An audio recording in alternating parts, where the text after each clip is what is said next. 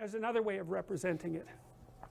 The dragon of chaos stands for the potential that surrounds us. Inside of that, there's the unknown that you actually come into contact with, right? That's the unknown as it actually manifests itself in your world as something you don't understand, instead of just the potential for that. Because we say, look, you know perfectly well that as you're sitting here, there's all sorts of things you don't know everywhere. But where are they? Well, they're not manifesting themselves at the moment. They're only in potential. But we could have a discussion that became argumentative. And then all of a sudden, it would be as if emissaries of that unknown had entered the space.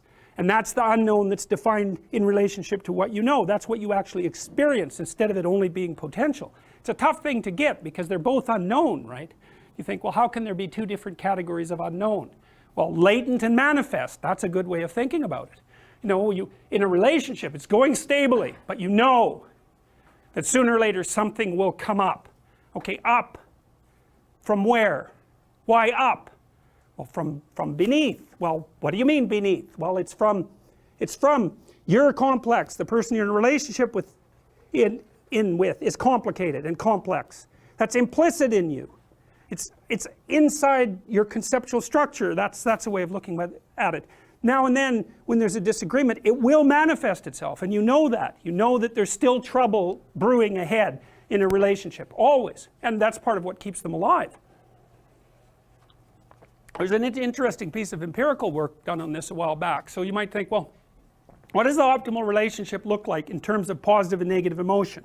You might say, well, utopia, nothing but positive interactions. It's like, no. Imagine you get people to code the interactions they have with their partner during the day. You know, you sample it. You say, was that interaction positive or negative?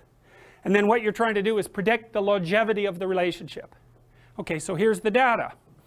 If it falls under 5 positive interactions to 1 negative interaction, the relationship doesn't continue. Fair enough, too much negative. That's easy to understand. If it exceeds 11 positive to 1 negative, the relationship doesn't last. Why? No challenge. Right? What do you want from your partner? Bliss? No. No, you don't. You want periods of peace punctuated by a good fight. And because that means you respect them, it means you have something to offer each other, and it means that you're both growing.